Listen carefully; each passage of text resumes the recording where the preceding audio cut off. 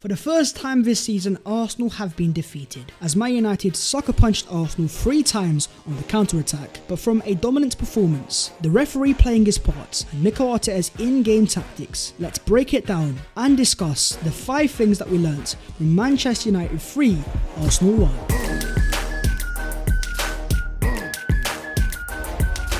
Yo, what is going on, guys? My name is Babs14. Welcome back to your boy's channel. Your boy is currently not even in London. I am in Rome. Just smash a like if you enjoy the content. Subscribe if you are new. And the first thing is statement performance, but not the results. I'm not quite sure what to make out of this game, what the narrative is about this game, because my emotions are all over the place. To go to Old Trafford, to sustain pressure, to keep the ball, to make better chances. The final third rotations, Gabriel Jesus absolutely bullying Lisandro Martinez and Rafael Varane. Performance-wise, I could not ask for that much more from Arsenal. As shown by the XG, United only had a 1.47 to Arsenal's 1.52. At least Arsenal deserved a point, and for United to win that game 3-1, it doesn't quite add up. That performance was flat out Arsenal's best performance at Old Trafford for many years, yet we still come out of it with a 3-1 defeat. You know, football is a very funny game, and it's a game full of fine margins, and in this game I think Arsenal, despite the dominance on the ball, despite them showing very good signs of a top team, I said this time and time again, when you're playing against top players,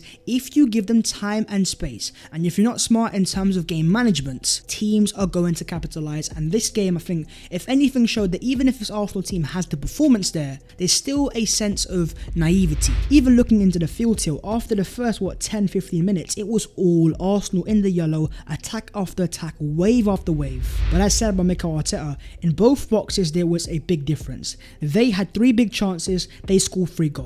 We had chance after chance and we didn't score enough goals. Outside the box you can be as great as possible, and Arsenal are by far the superior team in that aspect, but games are won and lost inside the boxes, especially in these massive games, and that is where Arsenal need to be a bit more decisive, because in the final third, when it comes to getting the ball into dangerous positions, Gabriel Jesus was doing it time and time again, likewise Martinelli, Saka and even Odegaard, but on too many occasions the final action was not there. If Arsenal want to be a team that is taken seriously as up there with the best, you have to develop a killer instinct, and in games like this, in big games where you have a limited amount of chances, when you get opportunities like that, Arsenal have to smell blood. But even defensively, I think Gabriel Magalhaes for the first goal, I'm not saying he's at fault, but flying in there when you're not going to win the ball doesn't help out. I also think that Zinchenko has to be better in terms of spatial awareness and understanding where Antony is. But apart from that, there was a lot more positives than negatives in terms of the performance, but the matter of fact is a lack of just a little bit maturity, and those were the fine margins where in this game for me it truly cost Arsenal.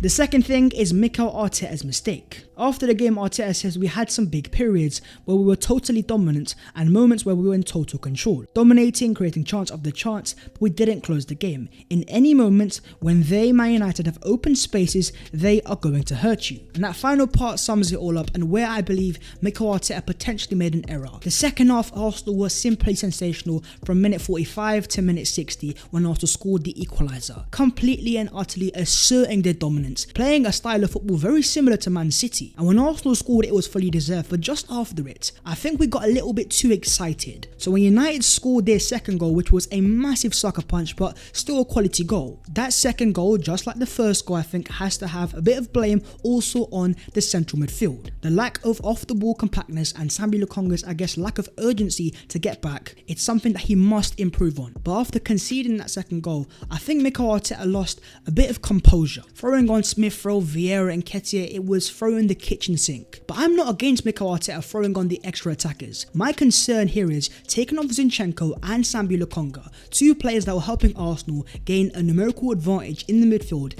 allowing for Arsenal to still control the game despite United's threat on the counter-attack. A midfield 3 of Xhaka as a number 6, Fabio Vieira and Smith Rowe is too attacking, especially when your left back's Gabriel Martinelli. Arteta's tactical change for me left Arsenal way too open, way too easy to counter-attack against. A third goal was written in in the stars, and when they scored that, I just felt to myself, maybe if Arteta was to just be a little bit less, I guess, rash, just show a little bit more nous. Even at 2-1 down, I still had a lot of belief in this Arsenal team that if they stay patient, keep ticking away, they were going to score an equaliser and maybe even win the game. If anything, it made us play a little bit worse and disrupted our play. But game management is a fundamental aspect to all top teams, and that is one of the final steps that I think Arsenal need to make if they do want to become a top team fighting for titles. Now, I don't want to come across as too reactionary and go over the top on Arteta, because in terms of the rest of the game plan, Arsenal are outclassing Ten Hag, but the big games are most often decided on fine margins. And in this specific moment, in my opinion at least, I believe that Mikel Arteta made a mistake. Moving on to the third thing, and that is clear and obvious error. Arsenal did not make the best start to this game. We weren't pressing, we were not assertive, and in terms of off the ball aggression, it was simply non-existent. But the moment that Arsenal showed just a little bit of aggression, it caused Man United all sorts of issues. Prime example, Martin Odegaard for Arsenal's disallowed goal. Martin Odegaard is aggressive, he wins the ball back, finds Bukayo Saka who sets off Martinelli, and Arsenal provide their very own sucker punch. But the goal was ruled out because VAR believed that Arsenal committed a foul in the build-up.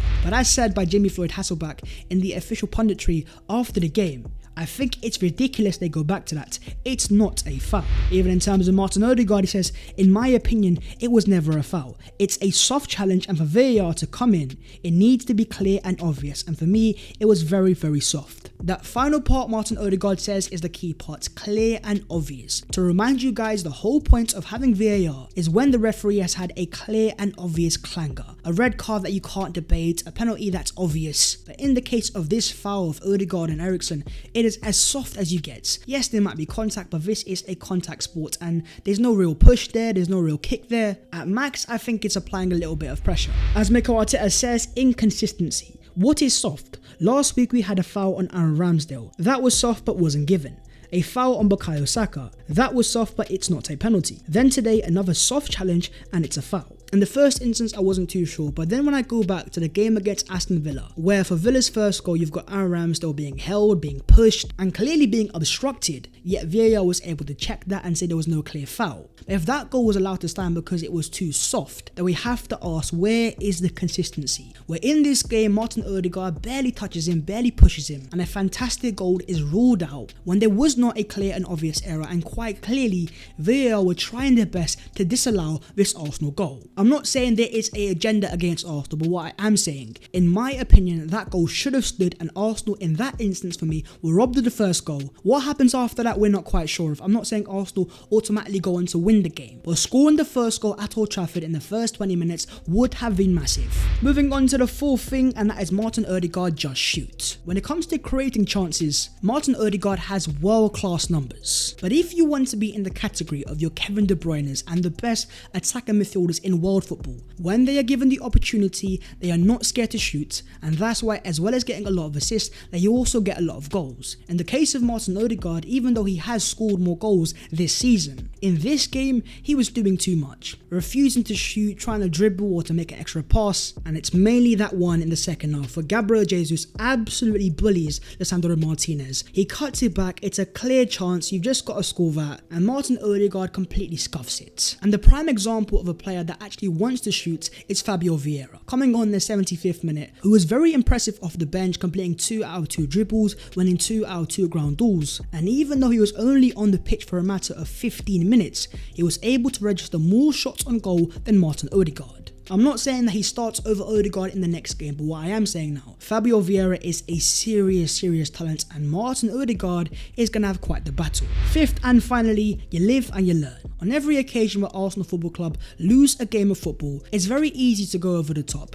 especially when you put in a bad performance. But that was not the case in this game. And as Paul Merson says after the game, I'm not walking away thinking same old Arsenal. They were the better team. Results will always be the defining factor. But over the long run, performances are just as important because it ultimately shows the sustainability of a team. Very ironically, this was in many ways a typical Man City Old Trafford performance, where over the years they've been the far better team there, but on quite a few occasions, United were able to hit them on the counter-attack and win the game. Going into the future, I still remain very optimistic, and in terms of the Premier League table, despite that first defeat of the season, Arsenal remain top of the Premier League above Man City. And in terms of our next 6 fixtures, you've got FC Zurich away, Everton at home, PSV Eindhoven at home, Brentford away, then the international break, followed by Spurs at home and a game in the Europa League. This is now the time for this Arsenal team to show their character. Even the great teams lose games, but it's more important how you bounce back. And last year for Arsenal, when it rained, it poured.